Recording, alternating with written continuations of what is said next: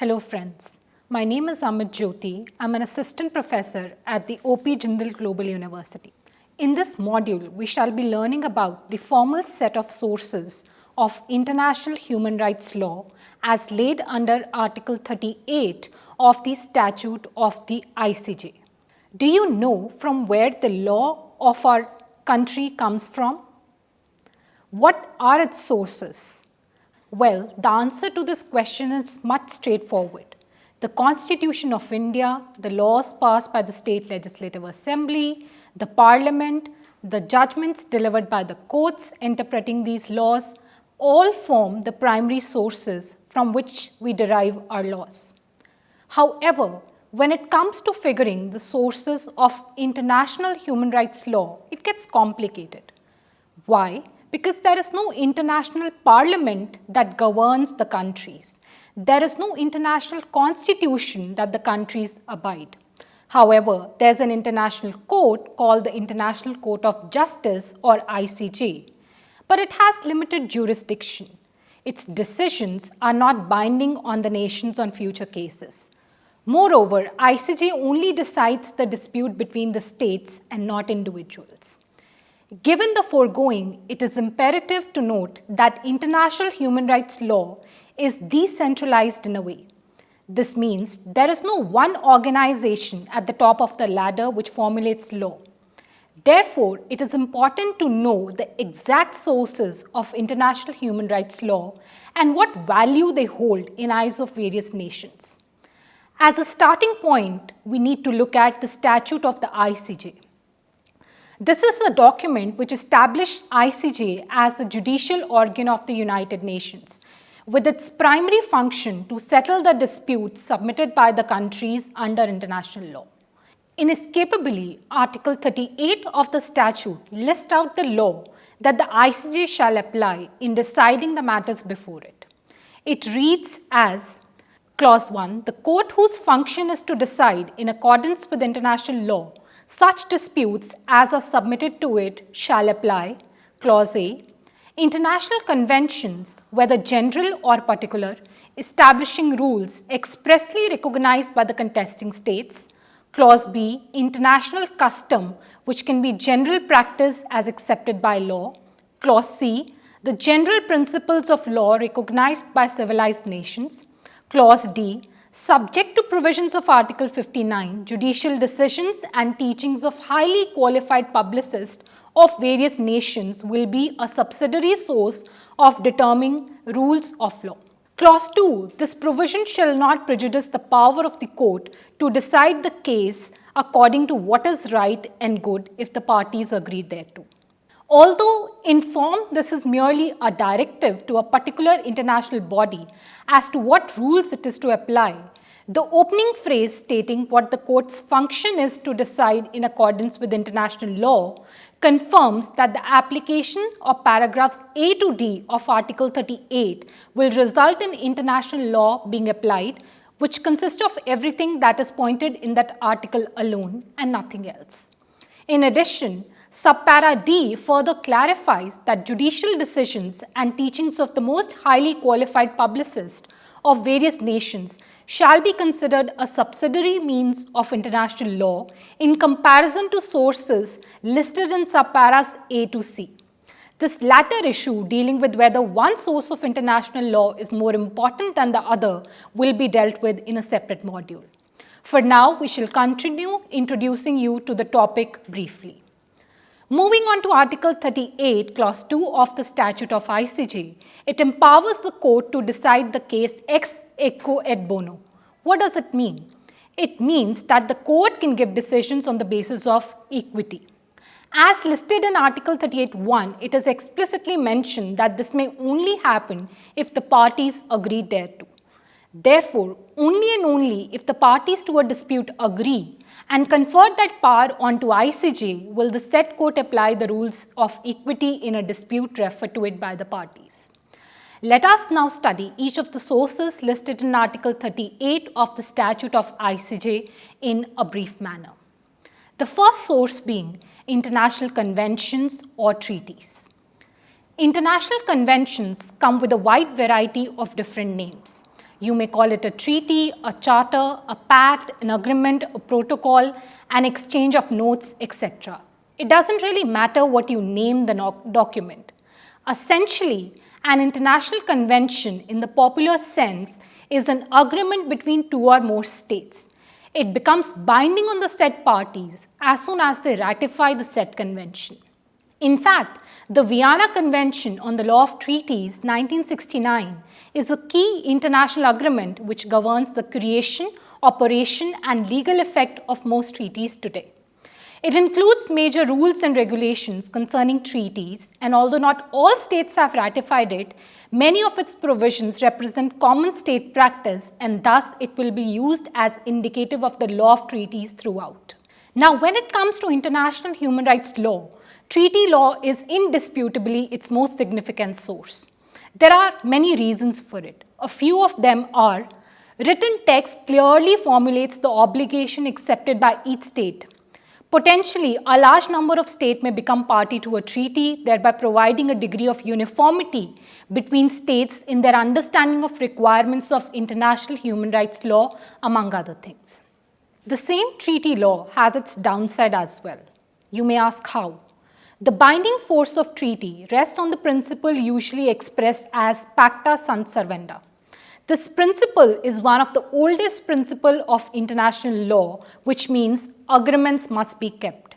In fact, Article 26 of the Vienna Convention clearly states every treaty in force is binding upon the parties to it and must be performed by them in good faith. Now, the foregoing principle of international law may seem like the provision by way of which treaty law could be fully enforced amongst the nations. However, that is not the case, especially given the inharmonious enforcement mechanisms under the aegis of international human rights law. Given that treaty language is open to differing interpretations, so states may agree to be bound by the same obligation but may differ on their precise meaning.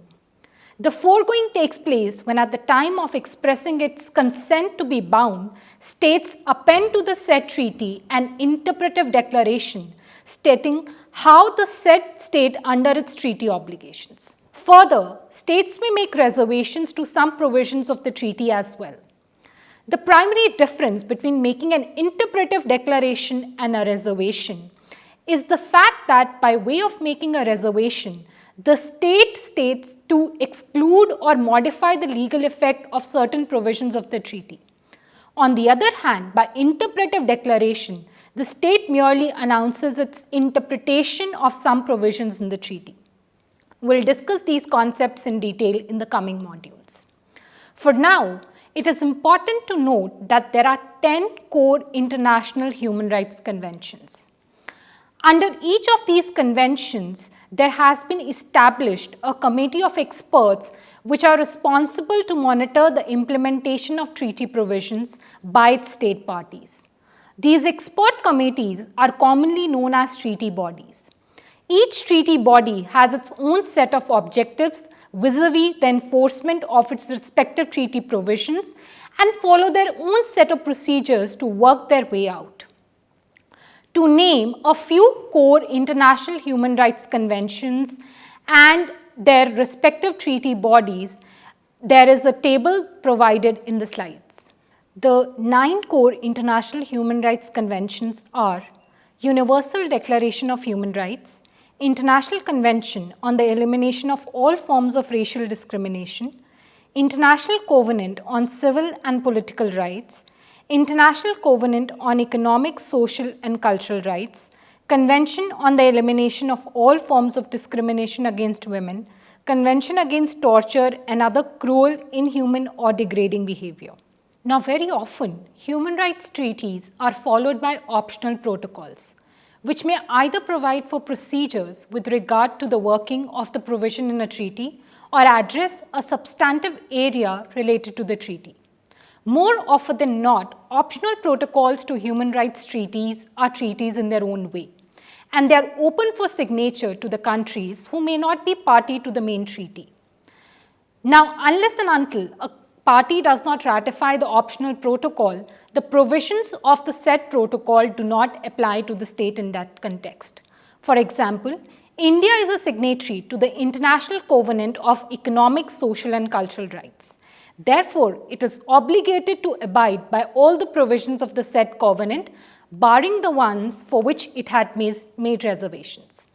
Now, the optional protocol to the Covenant on Economic, Social and Cultural Right specifically recognizes the power of the Committee of Economic, Social and Cultural Rights to receive complaints from individuals or group of individuals claiming to be victims of economic, social and cultural rights set forth in the Covenant. It may be noted that India is not party to the optional protocol to this Covenant. Therefore, anyone residing in India may not file a complaint with the committee of this Covenant, even though India has a general obligation upon it to uphold all the rights listed in the said Covenant. A few optional protocols that have been enacted post the enactment of the International Human Rights Conventions are Optional Protocol to the Covenant on Economic, Social and Cultural Rights, Optional Protocol to the International Covenant on Civil and Political Rights, Second Optional Protocol to the International Covenant on Civil and Political Rights, Optional Protocol to the Convention on the Elimination of Discrimination Against Women, Optional Protocol to the Convention on the Rights of the Child on the Involvement of Children in Armed Conflict, Optional Protocol to the Convention on the Rights of the Child on the Sale of Children, Child Prostitution and Child Pornography, Optional Protocol to the Convention on the Rights of the Child on a Communications Procedure, Optional Protocol to the Convention against Torture and other cruel, inhuman or degrading treatment or punishment, and lastly, Optional Protocol to the Convention on the Rights of Persons with Disabilities. Some of the most relevant treaties and optional protocols in your syllabus will be dealt in separately. We will now continue to give you a brief outline of the different sources of law as listed in Article 38 of the Statute of International Court of Justice. Next in line is international custom or customary international law. The second source of international human rights law is referred to as under Article 38(1)(b) as the international custom or customary international law or simply custom. Now, defining custom is not an easy task. However, generally understood, it means a rule of conduct recognized by the community of nations as the right rule of conduct in having the force of law. To better understand what exactly is customary international human rights law, let's take an example. In a case, a US court had to decide whether torture was contrary to customary international law.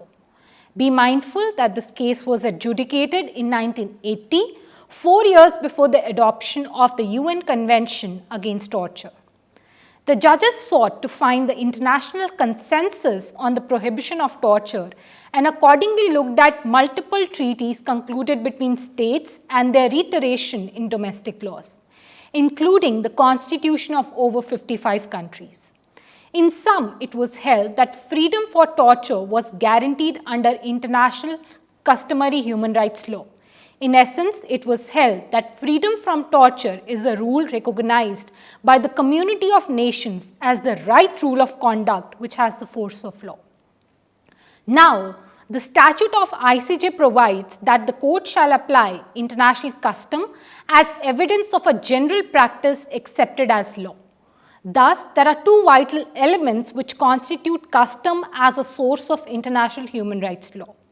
One, the general practice of states in their mutual relations with each other. Two, a belief that this practice is rendered obligatory by way of law. What is general practice cannot be defined precisely. This practice is shown by the acts of the state in their mutual relations with each other. The observance and acceptance of the practice gives birth to customary rule of international law. When more and more states endorse this practice, it acquires the status of a universal custom. Now, a custom might be followed consistently even for a lengthy period, but without any suggestion that there was any obligation to do so by some law. In such a scenario, the necessary opinio juris, that is, the belief that an action was carried out because it was a legal obligation, is lacking.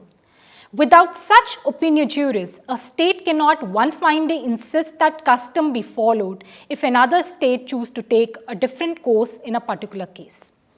Some of the most important aspects of international customary law will be dealt in the separate module. Next in line is the general principles of law recognized by civilized nation, which is the third source of international human rights law as listed under Article 38 of the ICJ. Article 38, Clause 1c of the Statute of the ICJ directs the court to apply the general principles of law recognized by civilized nations in deciding such disputes as are submitted to it. A plain reading makes it clear that not every principle of law can be a source of international law. Only such principle that is recognized by civilized nation will be considered appropriate. But what are civilized nations? Well, to answer this question, we need to go to the history. The present statute of the International Court of Justice was borrowed from the statute of Permanent Court of International Justice. It was established in 1920s when only European states along with the United States were thought to have established a solid legal system because they were considered as civilized nations. However, today, when almost 200 states are members of the UN, few states cannot claim the privilege of being civilized. Therefore, now in the 21st century, general principles of law recognized by civilized nations could reasonably be taken to mean the general principles of law recognized by different legal systems of different countries. Now, although there is no complete uniformity among the legal systems of different countries, but certain principles of these systems have in fact been drawn by the International Court of Justice. These aspects will be discussed in detail in the later modules. We shall now move on to the fourth source of international human rights law as provided under the statute of ICJ, which is judicial decisions. Article 38(1)(d) of the ICJ statute clearly establishes that judicial decisions can be referred to by any international court of justice. However, the said source will be considered as subsidiary one. The reason that this article does not clarify which court's decisions is it referring to, what weight should be given to such decisions. It does, however, subject the recognition of judicial decisions as a source of law to Article 59 of the Statute of ICJ, which says that the decision of the court has no binding force except between the parties and respect of that particular case. Therefore, with respect to judicial decisions, the formal position is that international courts do not make law. It is because of this fact that their decisions are binding only on the parties to that particular case and none other. Hence, it is considered as a subsidiary source of law under Article 38 of the Statute of ICJ. The foregoing conclusion ignores the fact that through interpretation and application of treaties, custom, and general principle of law, judicial decisions fill the gap. They elucidate and develop international law. In this regard, Judge Azevedo said, "It should be remembered that the decision in a particular case has deep repercussions, particularly in international law, because views which have been confirmed by that decision acquire quasi-legislative value in spite of the legal principle to the effect that the decision has no binding force except between the parties and in respect of that particular case." Apart from the International Court of Justice, uniform decisions of national courts also assume significance. It is not the decision of every national court which are applied and followed. There have been judgments by the court where parties have relied on judgments delivered by the UK House of Lords or the US Supreme Court and therefore have succeeded in their cause. We will be referring to some of these cases when going into the detailed discussion. For now, we move on to the next source of international human rights law, which is teachings of the most highly qualified publicist. Like judicial decisions, teachings of the most highly qualified publicist has also been recognized as a subsidiary source of law. The reason for the same is that writers do not make law. They usually talk about what the law should be. Nonetheless, in the 21st century, the role of writers of international human rights law has diminished considerably in view of various other forms. Within the international and regional rights system, there are now a plethora of expert bodies and individuals who produce important reports and commentaries on a wide range of human rights issues. These include reports by special rapporteurs, working groups, NGOs such as those of Human Rights Watch, Amnesty International, etc. Such works are often scholarly, well-researched and analytical. The result is that there is a wealth of literature that may be understood as a subsidiary mean of determining the rules of international human rights law. Having said that, we need to trace the historical importance of this source and figure how exactly courts took notice of what has been written and how exactly the same was applied in their ruling. Other two sources of international human rights law are jus cogens and soft law. In addition to the sources listed under Article 38 of the ICJ statute, there are other sources that court considers in adjudicating the matters that come before it. Now, these said sources are 1. Jus cogens. This is a sort of international law that is accepted and recognized by the international community of states as a whole as a norm from which no derogation is permitted. The concept operates as a concept superior to all the sources of law listed above in the ICJ, which is the customary principles, the general principles recognized by civilized nations, judicial decisions, or teachings by publicists. Now, difference between jus cogens and customary international law is important to be understood. They differ in one important respect, which is under international customary law, if a state persistently objects to a norm, it is considered not bound by that norm. This indicates that even customary international law is derived from consent of states. On the other hand, jus cogens is derived from values taken to be fundamental by the international community, and a state will be bound by such a norm irrespective of the state's take on it.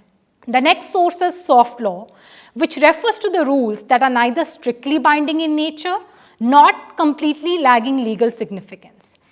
In the field of international human rights law, there is no paucity of such soft laws. To begin with, there are multiple treaty bodies that are tasked with obligation of enforcing the provisions of their respective convention. In doing so, these expert bodies ask the state's obligation through the adoption of general comments and concluding observations in response to state reports.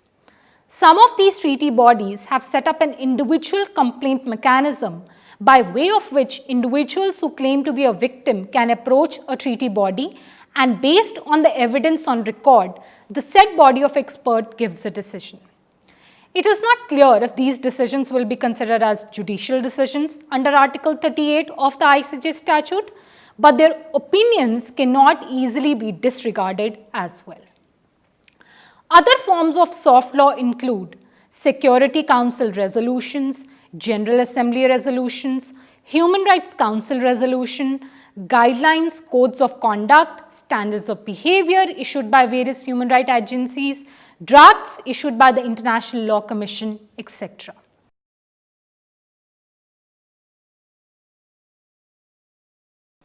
Now, to conclude this module, I would say that we have so far only briefly dealt with the formal set of sources of international human rights law as given under Article 38 of the ICJ. Briefly, they are treaties, custom, general principles recognized by civilized nation, judicial decisions, and teachings of the most highly qualified publicists. At the same time, there's another set of rules that apply to international law matters, which is jus cogens and soft law. Let us in the next module look at each of these sources carefully through the lens of international human rights law and see what role they have played in the development and as a source of the international human rights law. Article 21A of the Vienna Convention on the Law of Treaties says that treaty means an international agreement concluded between states in written form and governed by international law, whether embodied in a single instrument or two or more related instruments, and whatever its particular designation. For example, Article 6 of the European Convention on Human Rights reads, and I quote, "In the determination of his civil rights and obligations or of any criminal charge against him, everyone is entitled to a fair and public hearing within a reasonable time by an independent and impartial tribunal established by law." Now, Switzerland, at the time of expressing its consent to be bound by the European Convention on Human Rights, expressly said that the following paragraph, along with the treaty, "The Swiss Federal Council considers that the guarantee of fair trial in Article 6, Para 1 of the Convention, in the determination of civil rights and obligations or any criminal charge against the person in the question, is intended solely to ensure ultimate control by the judiciary over acts or decisions of the public authorities relating to such rights or obligations or the determination of such a charge." A bare reading of these provisions would give you an idea of how difficult it is to go through the interpretive declarations of all states, especially given that this concept of appending paragraphs or interpretations has emerged out of a state practice and does not even find a mention in the Vienna Convention on the Law of Treaties 1969. There are many cases where you would see this in application. Thank you for listening to this module.